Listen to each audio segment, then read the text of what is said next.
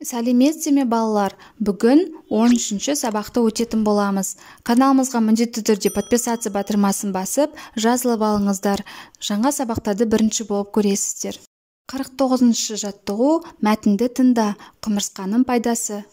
Құмырсқа ұйымдасып жабыла жұмыс істейтін жәндік. Құмырсқалар ұйымшыл келеді. Орманда жүріп адасып кетсеңіз, құмырсқаның илеуіне қарап, бағыт-бағдарды анықтап алуға болады. Өйткені құмырсқалар өз илеуін тек солтүстікке қаратып салады екен. Олар өлген шыбын-шіркейді, басқа да зиянды заттарды жеп, қоршаған ортаны тазартып, табиғатқа көп пайда келтіреді. Сондықтан олардың илеуін бұзбаған, баспаған дұрыс. Қайта оларды қорғау керек.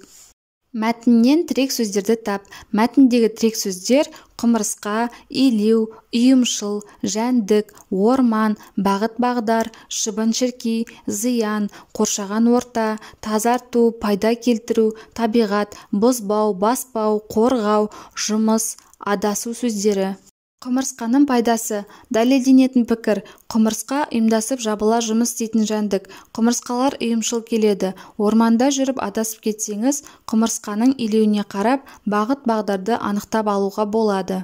Дәлелдеу пікірі. Өйткені құмырсқа өз илеуін тек солтүстікке қаратып салады екен. Олар өлген шыбын-шіркейді, басқа да зиянды заттарды жеп, қоршаған ортаны тазартып, табиғатқа көп пайда келтіреді.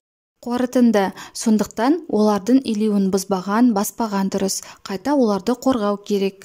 Ғылыми мәтін екенін дәлелде. Бұл мәтін ғылыми мәтін. Себебі құмырсқаның мекен ететін жері, қорегі, атқаратын қызметі жөнінде толықтай әрі нақты бейнеленген. Шығармашылық үзіліс. 50-ші жаттығу. Сөйлемдердің жалғасын тауып, көшіріп жаз. Құмырсқа пайдалы жәндік. Өйткені олар өлген шыбын-шіркейді, басқа да зиянды заттарды жеп, қоршаған ортаны тазартып, табиғатқа көп пайда келтіреді.